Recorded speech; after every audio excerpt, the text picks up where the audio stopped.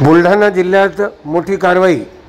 बुलढाणा जिल्ह्यातील चिखली तालुक्यातील रायपूर येथील आयुर्वेदिक डॉक्टरच्या रुग्णालयात अवैध गर्भपात करत असताना जिल्हा शल्यचिकित्सकांचा छापा। परवानगी व शैक्षणिक अर्ज नसताना डॉक्टर करत होता अवैध गर्भपात। रायपूर येथील डॉक्टर उज्ज्वल खंडागळे यांच्या खंडागळे हॉस्पिटलवर जिल्हा शल्यचिकित्सकांनी PCPNDT कायद्याअंतर्गत मोठी कारवाई केली आहे।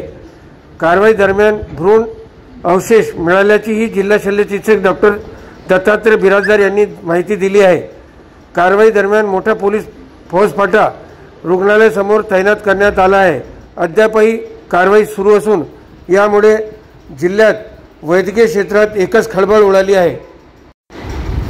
बुलढाणा जिल्ह्यात मोठ्या प्रमाणात अवैध गर्भपात सुरू असल्याची माहिती मिळाल्यानंतर बुलढाणा जिल्ह्यातील चिखली तालुक्यात ही मोठी कारवाई करण्यात आलेली आहे।